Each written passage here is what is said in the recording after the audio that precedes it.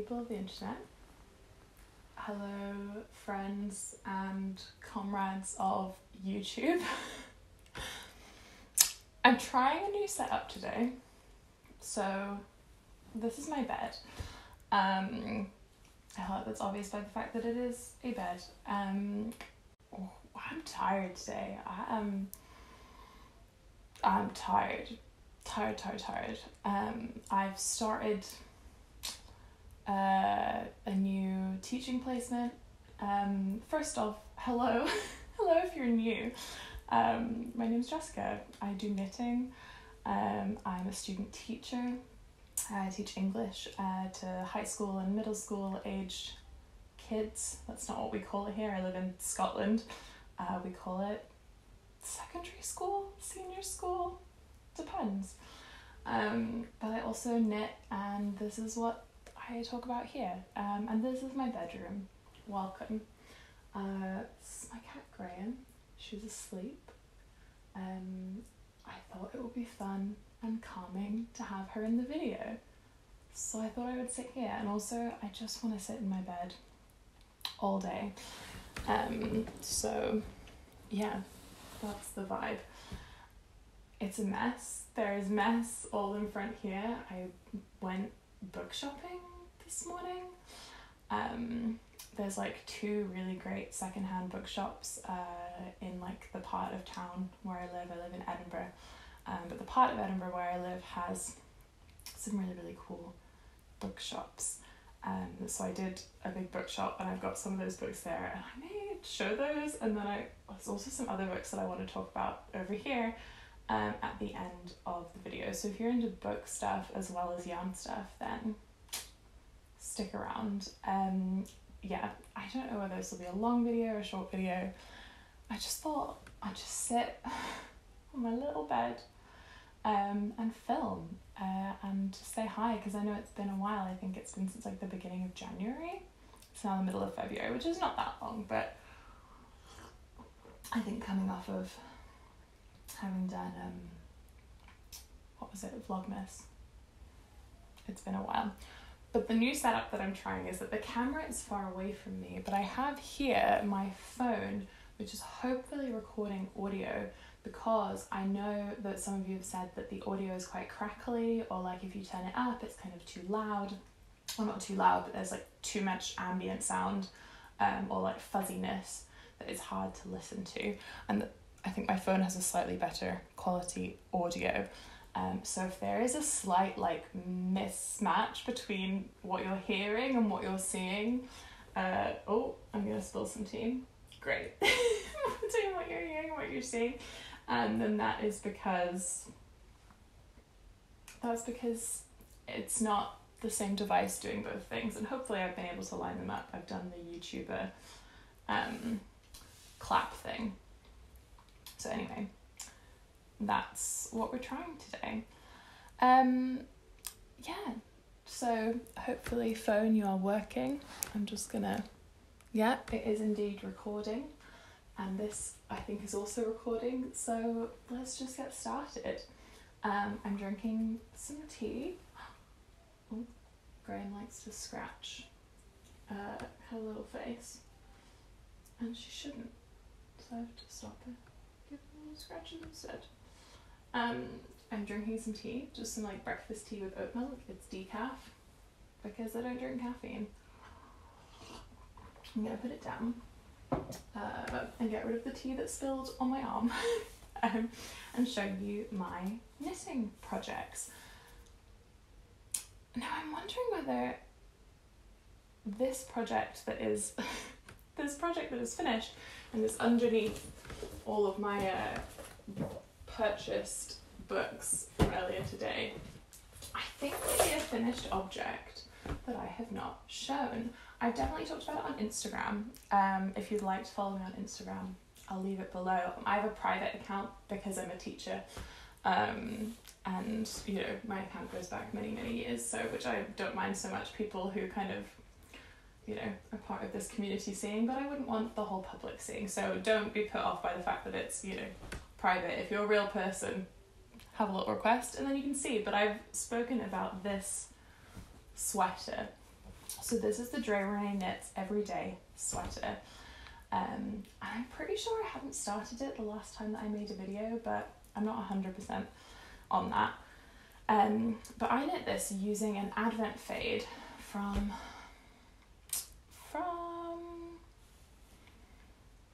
Jess at, honestly can't remember, it's been too long. I'll stick it down below. This was an Advent fade of 4 100-gram colours. I held it with a mohair that was a biche bouche mohair. Yeah, and it's the ravelry Knits Everyday Sweater. I knit it in a size 2 because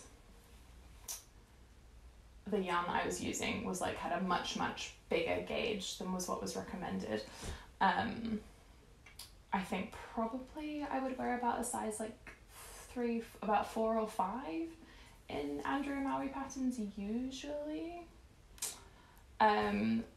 But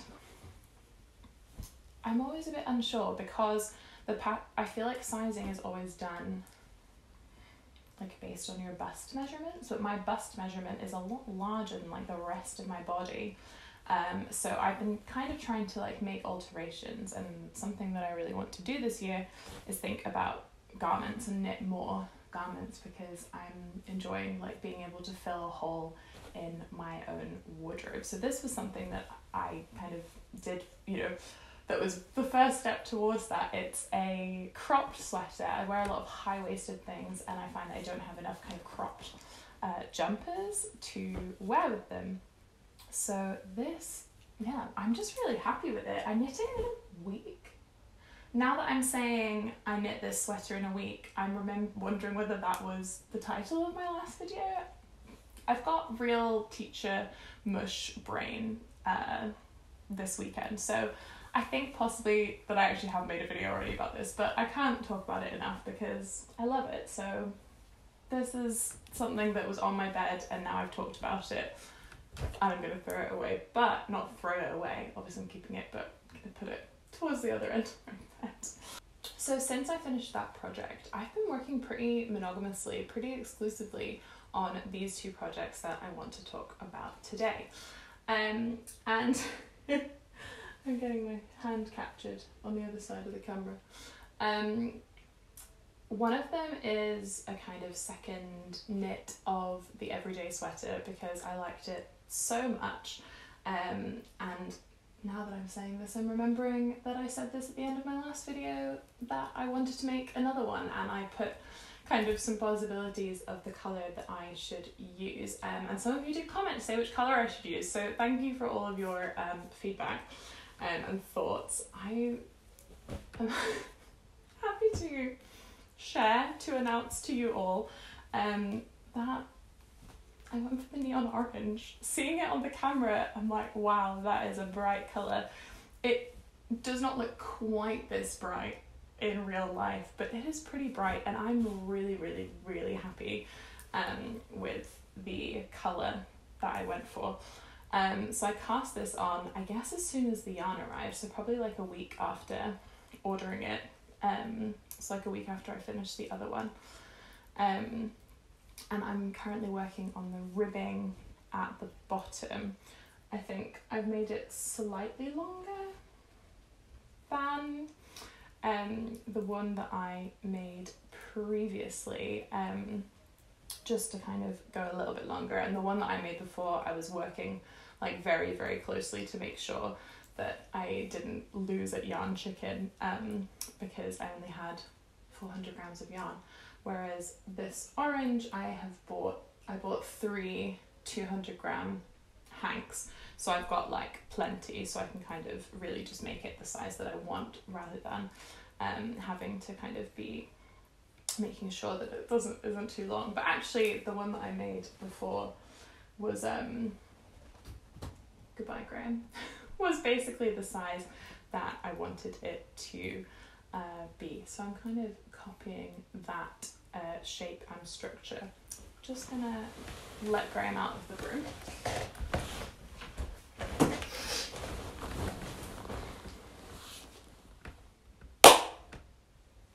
Another client. I'm pleased with it. I think I'm going to wear it a lot. I've been wearing the first sweater like a fair bit,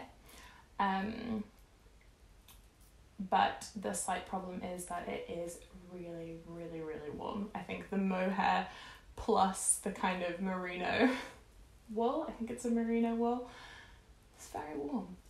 So I can wear it outside, that's fine.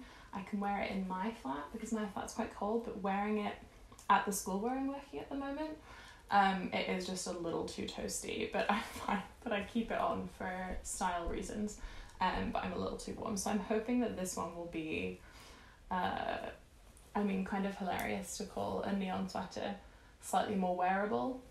I think it might be slightly more wearable because it won't be quite as warm because there's no mohair. So yes, I'm looking forward to finishing this one. I'm not like working on it quite as fast as I was working on the other sweater, but you know, I'm getting there. I'm definitely making time to knit every day when I get back from work. My little brain can't really do much else, so doing a bit of stockinette on this is good, and now doing a bit of ribbing. So the other project that I'm working on, and put that one down, is another I feel like this sweater, very much inspired by Susan at KnitLib, is also knitting, I think, the same sweater in this colour. So we're going to be sweater twins, looking forward to that. And this knit is very much influenced by Stacey at Stress Knits yarn. Started making this shawl. It's the Pressed Flower shawl by Amy Christophers in some of her own yarn, so in some of the Stress Knits yarn, which she kind of sells out of the US, in a kind of pale pink colour and a yellowy colour. And I was like, that looks so beautiful. I'd never seen the pattern before, although I think it's been out for like a year and a half. And I like immediately wanted to cast it on. And then when I was buying this yarn, I saw that on the wool company that has these like 200 grams skeins, Hanks skeins, for I think they're like £8 each, and it's like 100% British wool, and it's really soft. Like it's definitely sheepy. Like if you don't like a sheepy wool, not for you. But as far as sheepy wools go, it's definitely on the softer end. And they had some in colours that were very similar, so I bought those at the same time, and I have cast on for the Pressed Flowers shawl. It's a little bit bunched up at this point. I've just ordered a longer cable. These are my Chalgu interchangeables I got for Christmas, and I really like them. And then I think I'm using the size US 7, so it's a 4.5mm, and the pattern calls for a 4mm, but that was a bit too tight for me, and a 5mm was a bit too loose, so I went right in the middle, and I'm doing that in a 4.5. I'm really enjoying it. I've never done mosaic knitting before, so if you don't know what mosaic knitting is it's colour work. So this is done in mosaic knitting. But instead of stranded colour work, where you do 2 colours in a row, you do 2 rows of one colour and then 2 rows of another colour, and you slip the stitches that you're kind of not knitting in that colour. So because this is worked flat, you kind of do a yellow row and then a yellow row back, and then a pale pink row and then a pale pink row back, and it ends up with this like gorgeous colorwork pattern. It's so nice, and because it's kind of got that double, you're slipping stitches, the texture, it's really squishy because it's got that like depth to it that you get with like brioche when you're like a 2-color brioche, when you're kind of carrying that and like slipping a lot of stitches and that sort of thing, if that makes any sense. So it's got a lot of texture to it, and it's not stocking stitch with these flowers. It's like garter stitch and, or like, what's the one where it's just got them kind of every other row, moss stitch. It's kind of like a garter stitch moss stitch combo for the background, and it's just really beautiful. I'm a big fan, and it's really, really soothing to knit. I think when this is just like a bit too boring, this is really fulfilling the knitting need. So those are my 2 projects at the moment. I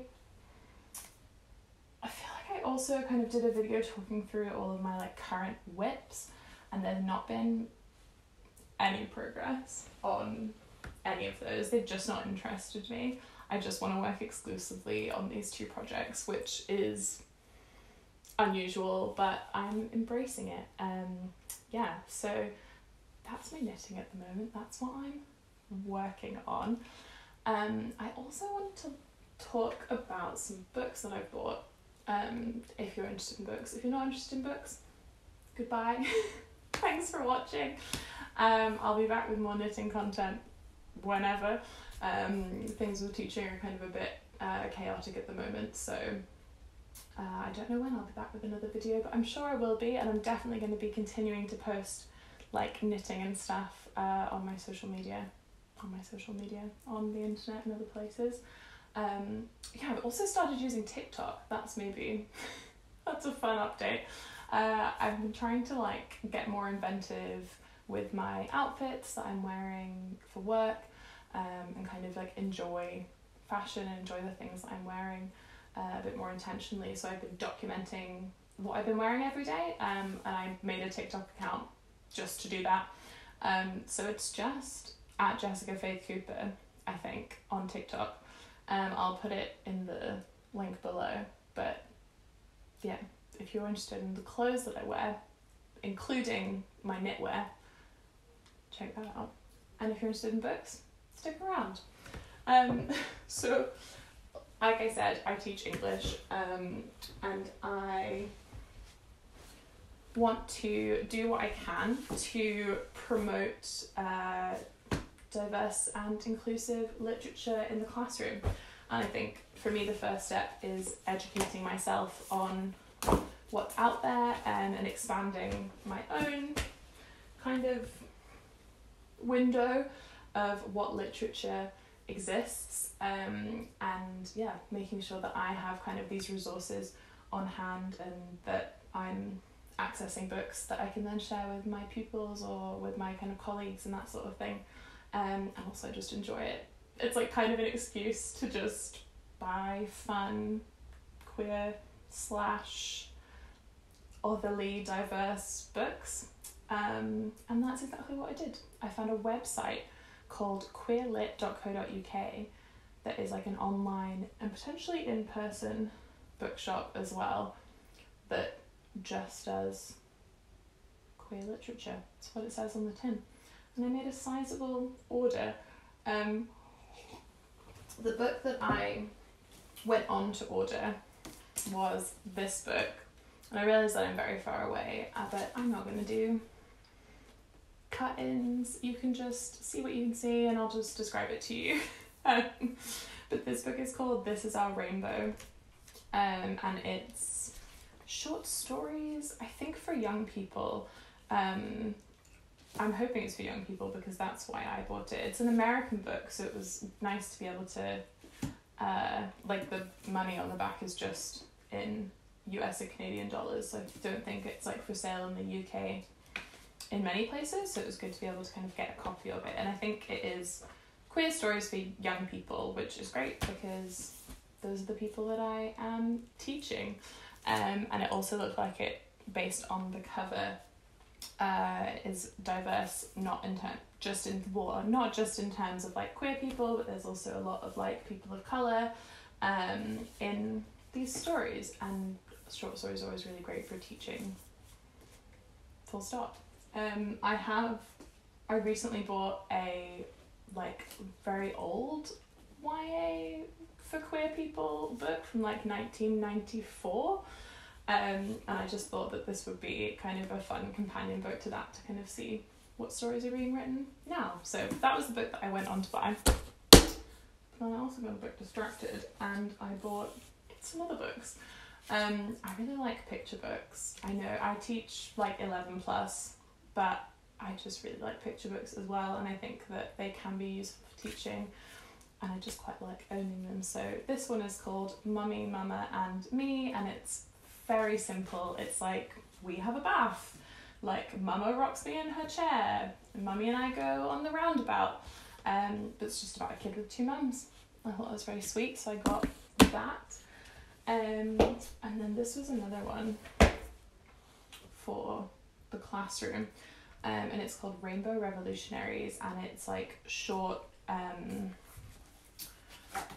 just like short little, I want to say biographies or like stories about queer people throughout history, who did important things. And I've already learnt so much by reading through this. Like, it's some people who I know, like Alan Turing and like Marsha P. Johnson, but honestly most of these people I've never heard of, so I think this is going to be a really, really great resource. It reminds me of this book, which I did not buy in this one, but I bought at a local bookstop recently, which is called We Have a Dream, which is stories about 30 young Indigenous people and people of colour protecting the planet. So it's kind of like short, again, just like summaries of young Indigenous and POC climate activists. Again, not many people that I've heard of, but a really, really good resource to have, to be able to kind of talk about these people with young people. So yeah, this kind of felt like a good companion book to this one, or at least very similar in format, and it's useful to kind of have those little short explanations, and you can learn a lot really quickly. So thank you to people who put together these books. Really good resources. Yes, I don't know where to start with. I've got like this huge pile of books from my bookshop today, and then also from this kind of order. What should I go for next? Oh, so this is another picture book. It's called Making a Baby. It's what it says on the tin, but also, as you can tell by the fact that the cover is a rainbow, it is an inclusive look at making a baby. So it kind of includes like a lot of stuff about bodies and how babies are made in all sorts of different ways. So it kind of looks at like IUI and IVF and like surrogates, as well as kind of your traditional baby making techniques. And then it goes through the kind of whole process, and also looks at like birth, and then talks also like briefly about kind of like premature babies or like miscarriage, and also a bit about biological sex, which is maybe the only part of this book that I'm maybe not so on board with, is that there's, you know, talking about kind of like male bodies and female bodies as being bodies with like penises and bodies with vulvas, rather than looking, you know, at like, we do not know someone's gender based on their body. But I think that that's something that, you know, if you were reading this book to a child, you could very easily just be like, look, we assume blah blah blah blah, but we don't always know. So other than that, this is very inclusive, and it's again a good resource and just a nice book to have. And then these were for wildcard purchases. Is I bought this graphic novel, or graphic memoir, sorry, by Maya Kobabe. I need to look up pronunciations before I start these videos, but it's called Genderqueer, and it's a memoir, and I thought that the illustrations were very beautiful. Again, you can't really see, but yes, I thought this would be a good resource for kids. I think kind of any sort of graphic books that deal with these sorts of topics can be really useful and very accessible. So yes, this is another graphic book that I got. It's called Sexuality, A Graphic Guide, and it's by Meg John Barker and Jules Scheel, who wrote Queer, A Graphic History. And so this is just looking at sexuality in general, and it goes into so many different things. I just flipped through those like pages about like colonialism and how that like affects our view of sexuality. So I think this is potentially like a little bit above the age of most of the kids that I'd be teaching, but I think aspects of it could be very useful, and it's, I think, definitely a good resource for like me as an educator to read, so that I can like broaden my own views of these sorts of things and know what I'm talking about. Yeah, so it kind of looks like a romantic experience,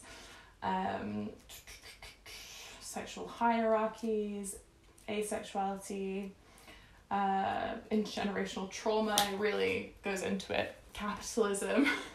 So if you're looking to do a deep dive, but with pictures. So, and the last book that I got is this book. It's called Rainbow Revolutionaries, and it is about power, pride, and protest in the fight for queer rights. Again, it's got a lot of like graphics in it, very like graphic heavy, and it's just looking at kind of protest throughout queer history. So it looks at like pre-Stonewall, post-Stonewall, all sorts of things about equality and people, like specifically I think people who were involved in the fight. So I think that's, you know, a good resource to have to be able to point to specific people when I'm talking about these things. So that's the end of that pile of books. Those books to educate myself, to then educate others.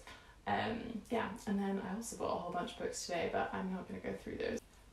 So I think my camera might have cut out slightly towards the end there, so if I didn't quite get to the end of my book haul and it ended abruptly, my apologies. I'm not going to run through it again because I'm tired, and I don't know if I could. So this is the end of today's video. Thank you so much for watching. Thanks for sticking with me. It's really nice to be able to hang out with you, even amongst all of the physical chaos that is around me. So I hope you've enjoyed this slightly more relaxed, slightly more laid back, less controlled video. Are they ever particularly controlled? I don't know. But today's has definitely been a real mix of things. So I hope you're having a good weekend, whatever you're doing.